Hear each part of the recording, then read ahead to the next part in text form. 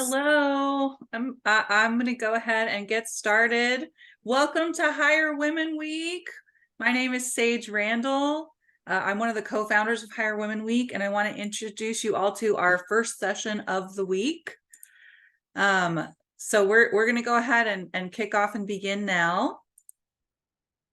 Our week-long event is packed with 20 different events. Please check out the agenda. We're aimed at helping close the gender opportunity gap. We've got mentor sessions, we've got in-person meetups, and much more. So be sure to check out hirewomenweek.vfairs.com for all the details.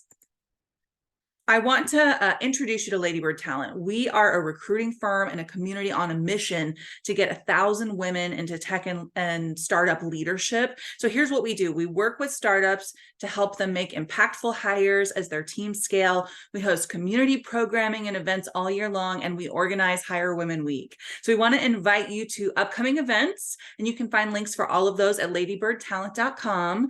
For those of you that are looking for your next role, we want to invite you to join the Open to Work Circle. This is a 6-week program where you'll get recruiting guidance on your job application materials, interviewing tips, and the support and accountability of a close-knit community. There is an info session happening on Friday afternoon on the Hire Women Week agenda, so please check that out. And hiring managers, thank you so much for being here. If your team is looking to connect with top talent, you've come to the right place. So find more info on working with our recruiters at ladybirdtalent.com/hire-with-us. If you're on the lookout for a new role or new job, please check out our job board and join our talent collective. You can create a profile in the talent collective to present yourself to employers. And if you don't want your team to know that you're looking, you can make that profile anonymous. Hiring managers, we've also got a directory of all of these talented women plus candidates that are ready to interview. So please be sure to check that out.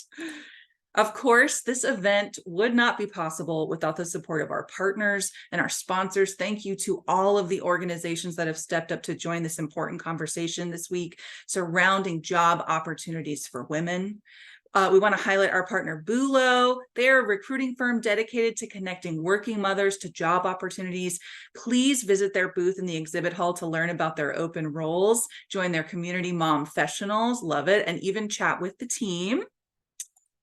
I want to also thank Teal for supporting this event. Teal is a personal career growth platform that gives you the tools, the skills, and recommendations you need to accelerate your career. So head to their booth in the exhibit hall as well to see their open roles, get access to their free resume builder tool, and connect with more career resources.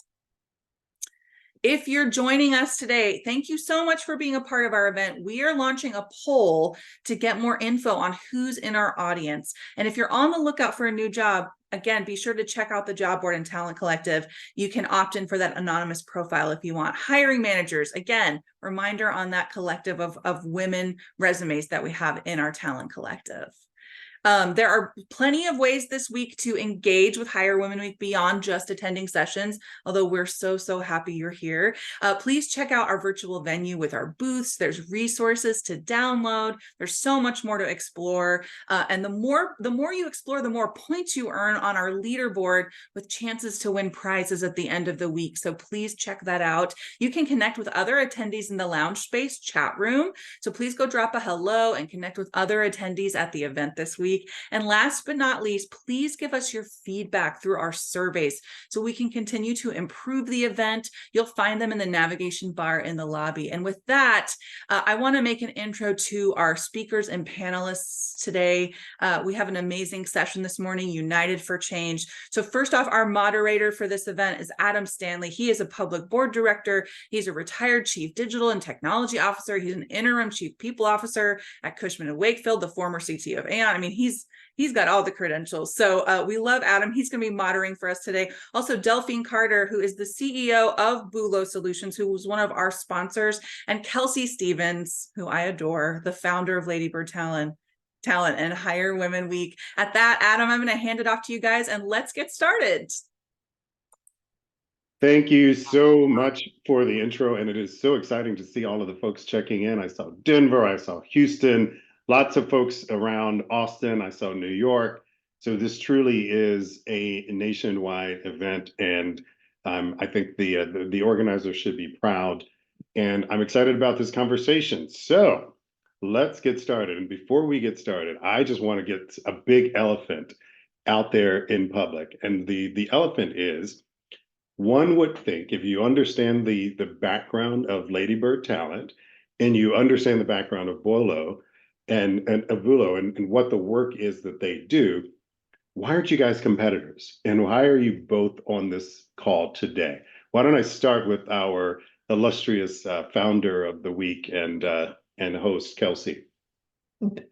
Honestly, I'm going to give props to Delphine on this one. When we connected, she was like, love what you're doing. How do I do it with you? Let's go. And it's just like the spirit of us not being against each other, but being stronger together. She just emanates that in everything she does. And so us being joined together, way more opportunities for women, way more conversations to be brought to the stage, and way more opportunities for communities that might suit you and help you as you're navigating your career.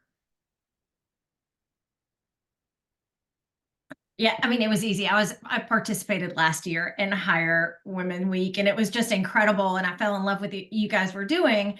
And I want everybody here to just come to the table today with an understanding of needing to push away from this scarcity mindset that a lot of people have, but women specifically have. And if I can go through like a quick little study and learning lesson about why potentially women exhibit relational aggression more so than men in order to maintain a social status. So me trying to be better than Kelsey, trying to be more popular, like all the mean girl things, those behaviors are fundamentally motivated by status and social hierarchy, whether it's gaining or maintaining that capital. The reason that we do this, and studies just started on women's interrelational behavior about 40 years ago, but we are all here to survive and reproduce. That is fundamentally like what the human was meant to do. So men relied and still do on women to carry on their lineage. The men had to trust that wives were not in multiple relationships because they had no way of knowing, no DNA tests, no way of knowing if the child was theirs. So they started speaking negatively of female behavior that tended to attract attention. The less a woman shined, the better it was for the man, the more confident he felt. So women, in turn, relied on men to provide safety and security. They had the muscle mass that it took to keep everybody safe and also to help keep their children alive and with a financial security. So women saw other women as competition for a partner and for their children's security. Women started saying negative things about a woman's attire or because of her behavior, because they wanted their partner to see them as more pious and to diffuse the potential threat of other women.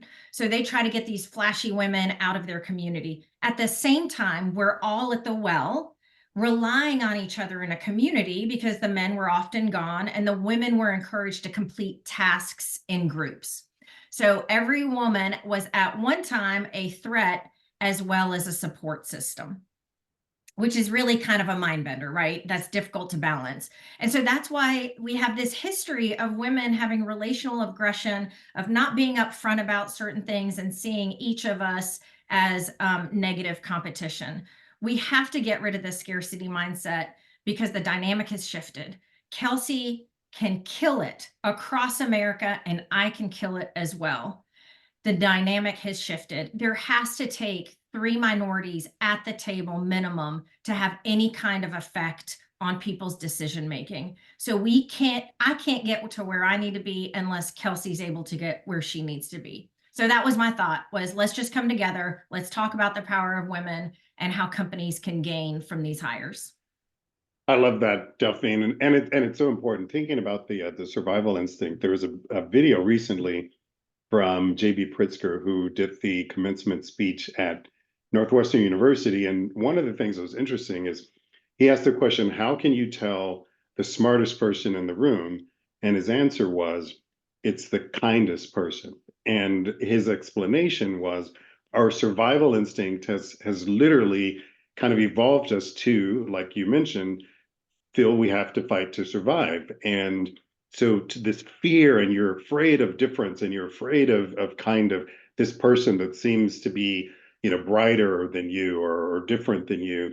And those people who have managed to push that fear behind and train their brains to do more, to push harder, to think differently are actually the smartest people. They've literally adapted to adaptation. So it's an interesting, if you can Google JB Pritzker at Northwestern, interesting speech. So now that we understand why the two of you are here, Kelsey, let's talk about Hire Women Week. What's this week about? Yeah, well, this is the opening session for this year. So thank you all for jumping in early. Hire Women Week, we like to call it our rally cry. So yes, there's sessions. Yes, there's a job board. There's lots of ways for you to get involved. But we look at this as like our chance, like, let's bang some pots together. Let's get loud, because there's really important things that need to be talked about. And there's not always the space carved out for that. So all week long, really crucial conversations about employment opportunities for women, the things that are holding us back, how hiring managers and employers can do better. So this week, it's an event for sure. Thank you for attending. But beyond that, we want it to be a movement, right? We want this to change your practices. We want you to build connections that are going to change the way your career unfolds from here on out. So really, it's a microscope on a problem that I think so many of us are feeling day to day, but coming together, to Delphine's wonderful point, coming together this week, we have a lot more power to actually make some impact and some change. That is pretty exciting. I am very excited to be a part of that. So kicking off, a few ground rules. I don't really like sharing ground rules because sometimes they seem limiting, but I think it's important that in this conversation, we have a basic ground rule of we give grace.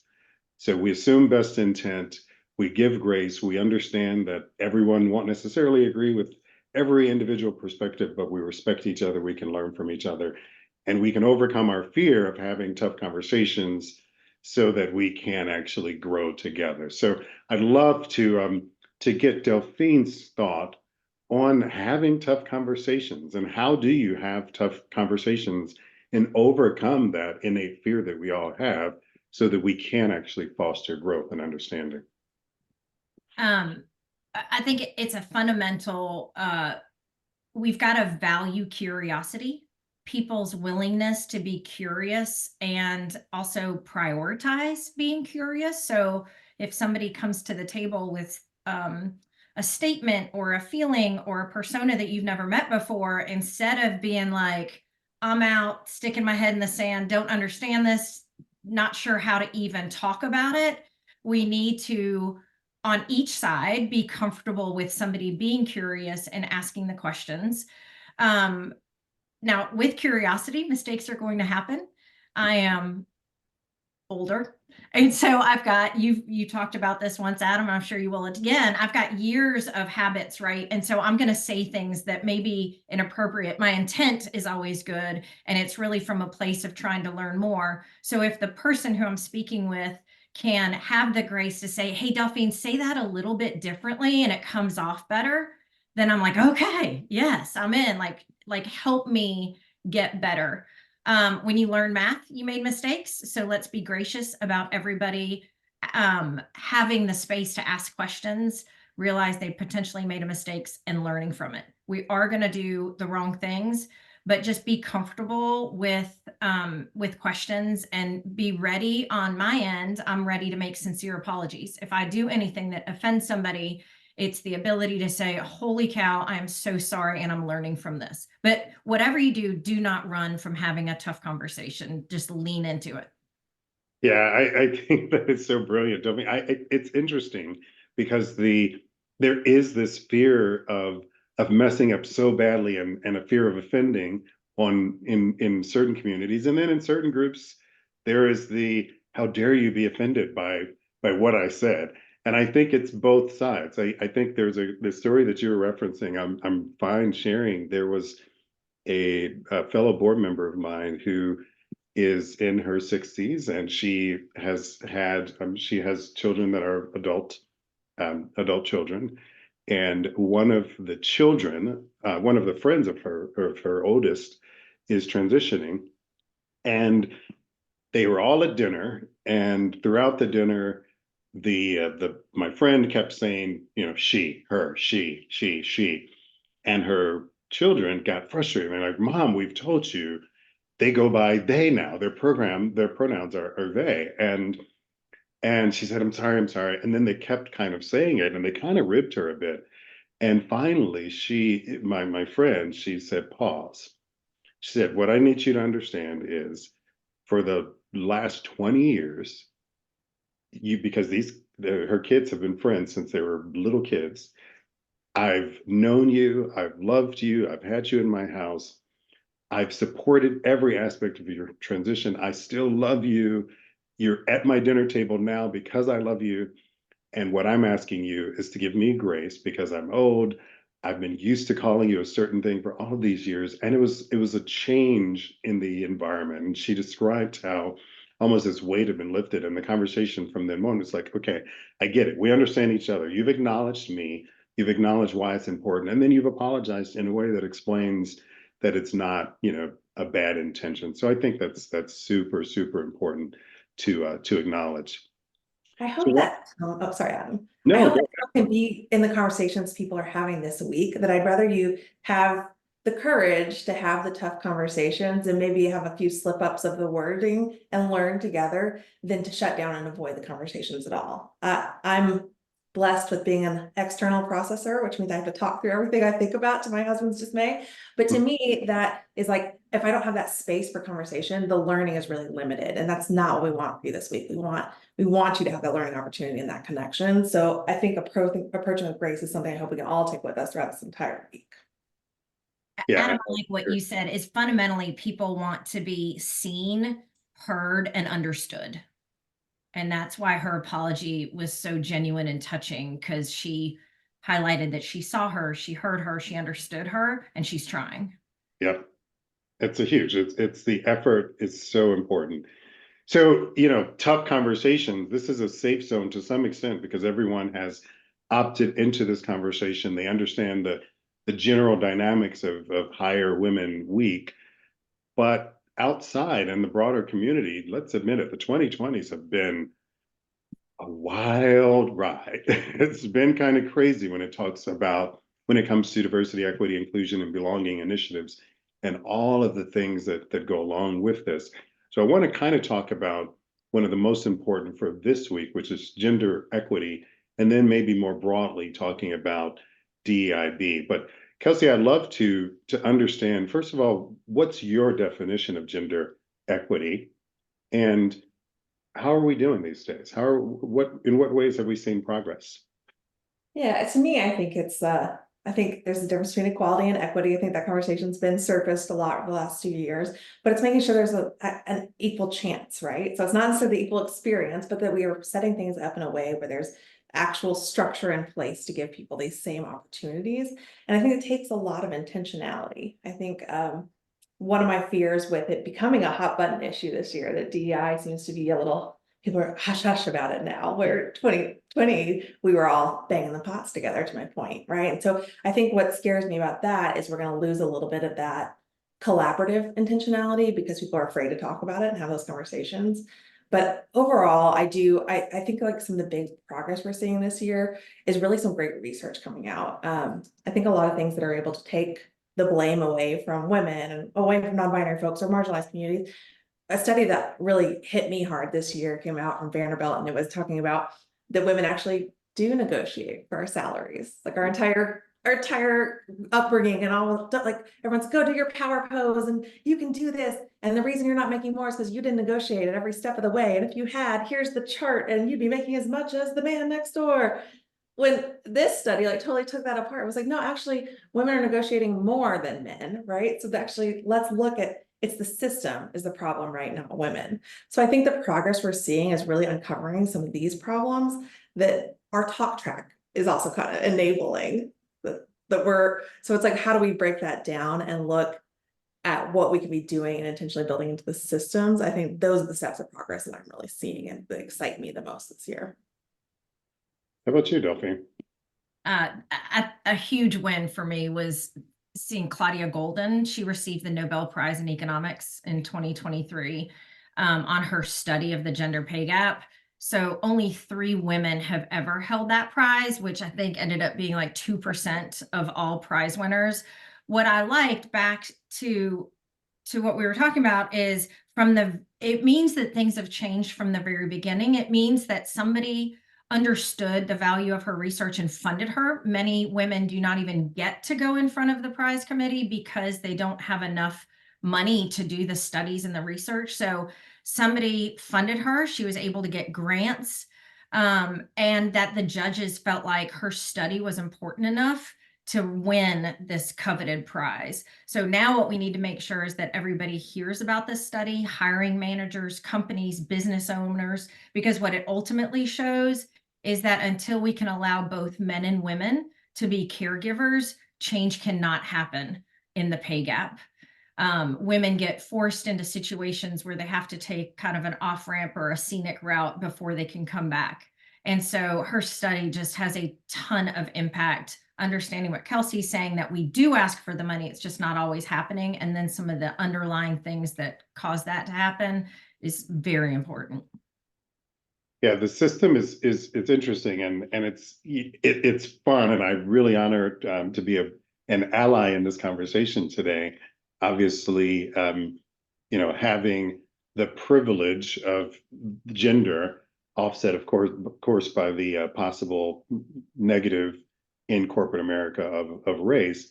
But I think that this is the topic when it comes to women in industry and actually changing the way decisions are made. I think your point earlier, Delphine, I'd love for you to touch a bit more on it. You talked about 3 diverse candidates, and you and I, when we spoke earlier, we talked a lot about how do you convince people it's not just the gender that's actually adding the value, it's the diversity of experiences, the diversity of backgrounds and decision making. So talk to me a little bit more about the value and what should we as allies understand about DEIB initiatives and how that might drive our willingness to support gender equity. One thing I just heard this morning, which was super interesting, so I want to set a positive note on everything that's happening this week, was LinkedIn just reported that DE&I was still in the top 10 of roles that were being posted and hired for. And my perception looking at the news was that it was gone. Like that was no longer something that we could get. They said it dropped from 3 to 7, but it was still in the top 10. And so that just came out this morning. I haven't looked into how the research, but still, like it was nice to see a positive thing about DE&I. But one of the things, there are 2 books that really talk about how you can hire not based on somebody's minority status or, holding seats to the side to fill. But Rory Sutherland, in his book Alchemy, he was a leader with Ogilvy, which is a top marketing company, and then David Epstein's book Range. They do a great job of explaining that we should build teams based on well-rounded skills. So bringing diversity of thought and diversity experience to the table. So you need to hire people who have diverse backgrounds, which include economically, they grew up different, experientially, they grew up different, and racially, of course, they grew up differently, so that we don't create a McKinsey problem where the whole group can't be an Ivy League, or they all went to MIT. Engineers, MIT had this little niche thing. We need to start looking at what's a female who went to another top school, maybe Auburn, which is top in engineering, could bring to the table that makes companies more innovative and hit their goals. So those 2 books, if you're a hiring manager, those 2 books, or a recruiter, excuse me, those 2 books can give you some of the ammunition to help hiring managers understand why somebody who doesn't look like the rest of the team actually brings value. I think those are great books. It would be great if someone on the team could put those into the chat so we all have those links. It's really important. I'd love to add them to my shelf as well. Kelsey, how about you? What are you seeing in terms of the challenges and how are organizations that you're seeing, whether they're hiring managers or organizations such as your own, how are they changing with response to a lot of the things that have happened this past year? The Supreme Court ruling against affirmative action, Texas trying to ban all DEI, the same in Florida. What are you seeing out there that's different? I mean, how might that influence how we change our strategies going forward? Yeah, it's been interesting because it feels like the the confidence to be vocal about these things might be declining, but the intentionality with our partners is still very much alive and well. So Lady Bertel, we tend to work with early stage startups, so they're building that foundational team. Many, it's not us convincing them, right? They're coming to us to exactly Delphine's point. They're like, we've got big problems to solve. We want to serve a broad customer base, and we know we're going to be able to do that better with diverse perspectives on the team, right? But where the struggle has been is really how do you put that into practice? So, you want to, but everybody your VC firm is sending you looks the same. Everybody from your alma mater looks the same. So it's like, how are you actually doing that? And so we spend a lot of time really on building that pipeline, like where you reaching out, like not just to women, please reach out to women, but we have a lot of intersectional identities within the category of women, right? So it's like, are you making sure that you're going to veterans, that you're going to people with disabilities, that you're going to the LGBT community, people of color? Like there's just so much to that. But then the next step really is that they're building well-designed interview processes that aren't just squeezing those people right back out. So you fill the top of the funnel with this like rainbow of humans, but how are you actually getting them all the way to that finish line? And it takes a lot of intentionality on how you're designing those processes. So I think for me, the vocal of saying that we're going to be a partner for Hire Women Week takes more guts now. But what we're actually need to see is like more work to do it right. And I think that's where the challenge has been this year, while everyone's feeling resource strapped and we're all getting asked to do more with less, but there's less resources being applied to this practice. So we have to internally do it ourselves. That's where I'm kind of feeling the disconnect as legislations come down. But it's also interesting to plug, reminder to everyone that this is an election year and we all have a lot of research and a lot of due diligence to do. So thank you for calling those out, Adam. Yeah, I'm going to take 1 second to give a little shout out, because I see I made a comment that this call was a national call. We had people from all over the country, but I wanted to apologize because we also have people from Argentina, from India, from other places. So welcome to everyone, not just in the United States, but around the world. So and congratulations to the organizers. I would add personally, I think it's really important.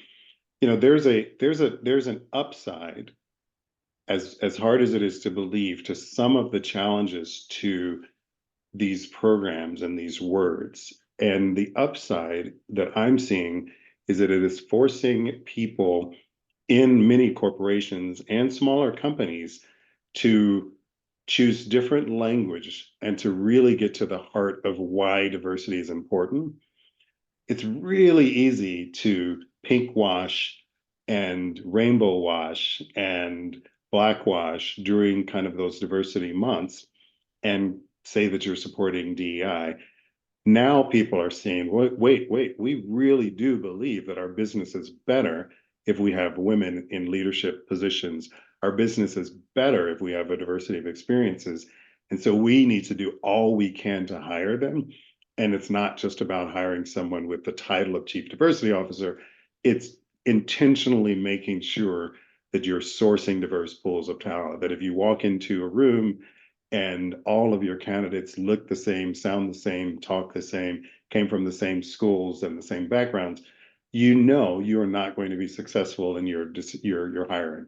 And I think that is hopefully the positive that comes out of any of the challenges, is that we move from kind of almost a performative DEI to an actual success-driven, metrics managed form of DEI, which I think will improve business and experiences for women.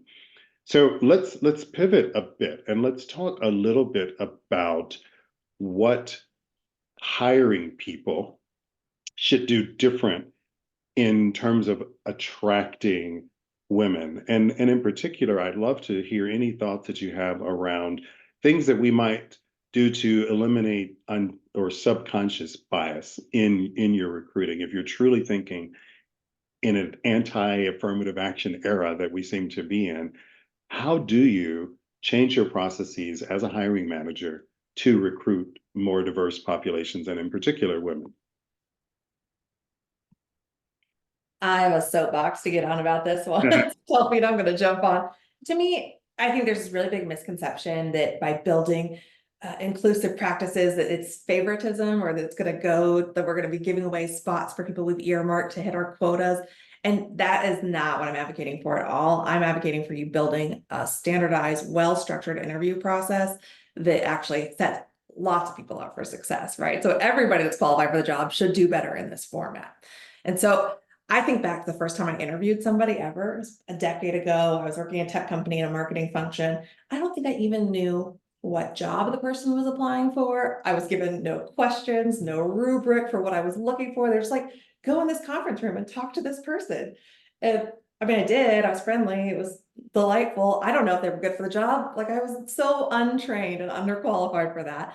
And I still see that all the time, that we're just throwing people into hiring conversations when they have a full-time function, right? Like, I think a theme I really felt this year is like resource scarcity.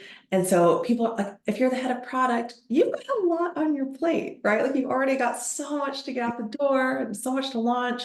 And then to be an expert at hiring on top of that is a lot to ask of somebody.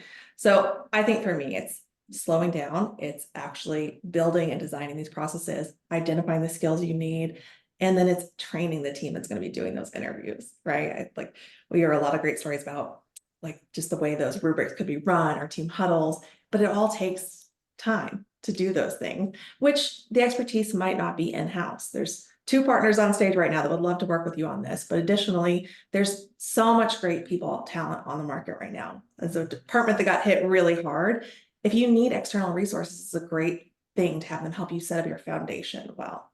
So for me, it's designing a process that's better for everybody is the ultimate goal. How do you think about this, Delphine? What do you suggest for inclusive recruiting? It's skills based. I mean, we built our whole, so we focus on helping caregivers find flexible job opportunities, whether that's location, hours, or just a culture of flexibility where you're measured by goals and not by your time your butt's in a seat, potentially watching a movie on Netflix in your cube. So what we have always focused on was highlighting people's soft and hard skills so that you kind of strip away the bias that comes with titles and timelines, which often it just perpetuates having the same old person in that seat over and over again. So I really just can't emphasize it enough. It's highlighting, for example, if you're hiring for a salesperson, the last statistic, 41% of frontline workers left their jobs last year, like completely shifted. We don't have enough humans with the right skills to fill the seats that are open. So we've got to start looking at somebody who was in the hospitality industry would kick butt in sales, like just be great at it, or in customer success. So we've got to start looking at filling a seat with its own requirements versus repeating a job description that filled an entire team. So what is your team missing? What skill is do we need for that team? And then where else can we find it? What are other histories that could have brought it to us?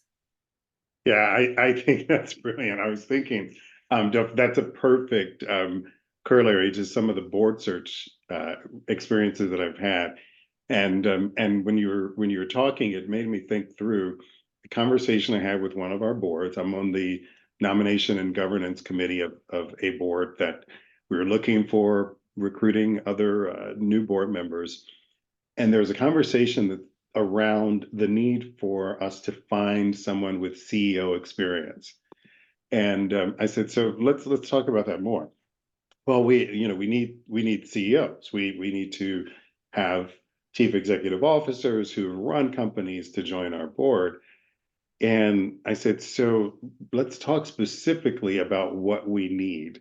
Because if your criteria is CEO, and we know that in the Fortune 500 at the time, I think there were 33 women CEOs, then you are by far limiting your possibility. And so the conversation changed to specifically focus on the rubric.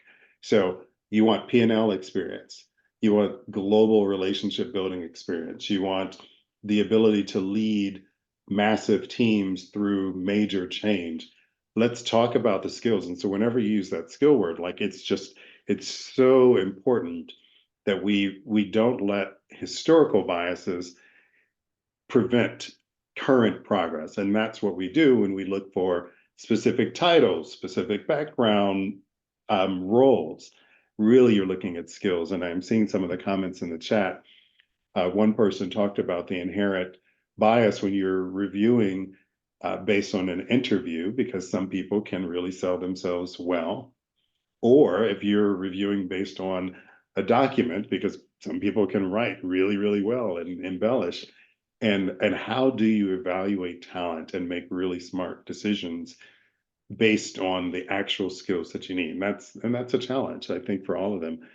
I will tell you, the one of the things that I would love to hear, and I want to make sure that Sage is queuing up. So FYI, anyone who has any questions, please put them into the chat. Sage is going to help us answer any of those or get any of those questions queued up. So that's a little warning for you, a 5-minute warning. One of the things that I've done in the past is I tried to change the way we reviewed resumes, in that we removed the name and the address from the resume and we just reviewed the actual wording. But one of the things that I found that's fascinating is, even without a name and address, you could still kind of figure out. And so I'd be curious to hear from Delphine or Kelsey or both, the balance of when is it positive and advantageous to kind of put out there and advertise your uniquely women founded experiences versus the risk of the bias. Does that question make sense? So it's, and I think a lot of people have this challenge. And I think one person in the chat specifically asked, I'm worried about filling out the demographic section. And I've heard this before. Some people say it will help you. Some people say it will hurt you. Would love your thoughts as two people who are at the heart of recruiting. I think that this is an interesting time for that question, because in my community, there's so many people that just need a job. My gut answer is, like, you don't want to work for somewhere that's going to be against you anyway. Like, it's not going to be somewhere that sets you up for success. Like, to me, it's a filter both directions. I want nothing to do with that organization, right? But I acknowledge that we're at a place where we have so many single moms in our community that have been out of work for months and months. Like, this is not necessarily a time where we get to be that choosy. And so it's interesting to hear you talk about that resume example. Like, I know that's a really great story from the Lean In book from, a long time ago now, but pivotal in my feminism journey, but where they talk about switching the name from male to female and how differently it was perceived. And so it is interesting thinking of that, how you're coming across. But I think right now we're lucky to have AI at our fingertips, right? We use a tool on our job postings called the Gender Decoder, but you could just as easily flip that and put your resume in there. And the goal there would really be for neutral, right? And so, I don't know, Delphine, I'm interested in your thoughts. I think it's gotten a little bit too easy to apply for jobs. I think with this, the 1 second click and apply, we don't do enough research and we don't have enough variety of resumes. I think everybody should have, this is gonna sound outrageous, but between 3 to 5 versions of you. And some of that is looking at a company, slowing down, look at the company. What does Glassdoor say? What can you tell on LinkedIn from their employers or their employees, and seeing how different does it look? What is the variety in ages and race and gender and all, even just the quirkiness of the person? Does everybody have to look like they're all in polo shirts? And, just like, you can learn a lot just from doing a little bit of stalking on a company, and then you may need to adjust. I think default, you've got to apply 100 as quick as possible. I think being as neutral as possible is probably the win, because we just haven't been able to scrub out enough bad behavior out there that even some people don't even realize they have. There's a Harvard pushes out, you can look at the Harvard bias testing, and they have free testing to figure out what your bias is. And it's super interesting to do, because I thought that, considering I started a company about women in careers and mothers specifically in careers, I had some biases about what mothers and careers, how those interlaced. But now I'm more aware, right? And so I think sometimes we think we understand everybody and we don't have those behaviors, but We all do. Bias is how we stay alive, by shortcutting solutions to stay safe. We've just got to make sure we're shortcutting the right things. Yeah, I'd agree. And some of the folks in the chat commented on something else that would literally be hours of conversations, which is around intersectionality and the additional complexity of your gender and a longer name, a Nigerian name, an Indian name, certain cultures where names are longer or harder to pronounce in the US, as something that also creates a challenge. And so combating bias is definitely very difficult. So, but I wanted to bring up, Delphine, you talk about personas, and I really want to make sure that I don't know who the audience is on the call today, but I hope that there are allies on this call. I hope that there are champions on this call. You have a particular persona of a champion that I'd love for you to talk about in illustrating how allies can contribute more towards gender equity in work settings. I'm a product manager by trade, so I love personas, and we always give them a catchy name so that when you're in meetings, you're like, totally, that was in this case, that's a Mission Mike or a Mission Mallory. And that is somebody who in their lives, they've had someone that they respected that represents the good fight, that represents wisdom over everything else. So they talk about the good work that some underrepresented person in their life has done. Maybe they had a single mom, maybe they've got a friend who they saw the struggles but just was a genius and they wish they could have helped them succeed. So as many Mission Mikes or Mission Mallorys that are out there, we need to make sure that there's one of them at every table. And then if you are that Mission Mallory or that Mission Mike, be the vocal one. So save a spot for somebody right next to you at the middle of the conference table. Don't let them sit on the outside seats. Shout about what they're doing in a certain project and how well they're doing and what they're kicking off. And so everybody just have that mission focus in your brain, and we can help everyone really rise. Talk about them in back rooms, bring the conversation back around if they've been interrupted. So just have that mission mindset. So I'm Mission Mike. I'd like to be Mission Mike. I love that persona, and we're at our time, but I think that's super important to recognize that the word allies does not necessarily mean that it has to be allies outside of your community. Allies within your community are very important. I won't name the consulting firm, but everyone will likely know who I'm talking about. They are really good at promoting each other. And I was working with one of them, an alumni of this particular consulting firm. And every time I talked to him, he would say, "Oh my God, Adam, this Jack Smith," just making up a name. "Jack Smith is brilliant, the smartest person I've ever met in my life." And over time, he would always talk about this Jack Smith. And I'm just thinking, my God, this Jack Smith is, Dr. Spock and wizard. And then there's another day we were talking and he mentioned someone else and he used the same words.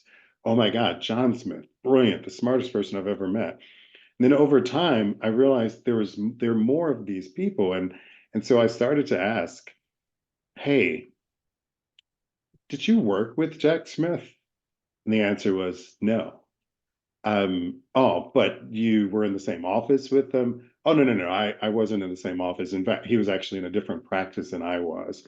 I said, "So, how do you know he's so brilliant?" He was like, "Oh no, everyone talks about how smart he is." And I said, "Wow, that's fascinating." And so the message for, I think, everyone on this call, whether you're looking for a job, you're hiring for a job, you're an ally of someone who's trying to get a job, you can be a sponsor for anyone. You can be an ally for anyone. And it starts with simply promoting them and singing their praises and saying how great they are and avoiding that only one of us mentality. We are good. We offer a lot of skills and amazing backgrounds, and we can contribute so much to society and to corporate and to startups and to tech. we need other people to endorse us and to sell us and to promote us. And if we ever think that we truly are just fighting for that one diversity slot, we're not going to win. We're not going to push the ball forward. But if we're allies of each other, that's how we push the ball forward. So I'm excited to be an ally for everyone on this call. I'm excited to be an ally for women and people at the intersection of race and gender and all of those other underrepresented communities, which, by the way, represent the majority. Got to make sure we think about that. Thank you so much, Delphine. Thank you so much, Kelsey. I have learned so much from the two of you, and I hope the folks that are watching and listening have as well. Have an amazing, amazing, amazing Hire Women Week. It is an amazing opportunity to share and to explore. And I will pass it back over to our host team. Thank you so much, Adam. Thank you all, Delphine, Kelsey. What an amazing way to kick off this week. This has been so inspiring. All of the comments have been amazing. Thank you all so much. Thank you all too for joining. We hope that this has also been a great way to start your Hire Women Week. Can't wait to see you at all the other sessions. There is going to be an end of session survey. If you don't mind popping that, filling that out when that pops up, that's a huge help to us. Also, this session will be on demand within the platform tomorrow, so please keep an eye out for that. Also, there are some Hire Women Week surveys in the lobby if you don't mind looking for those as well.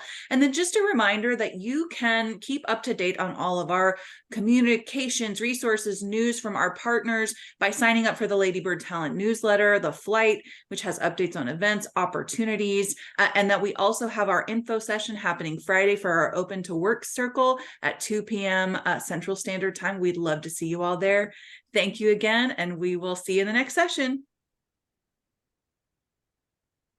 Thank you.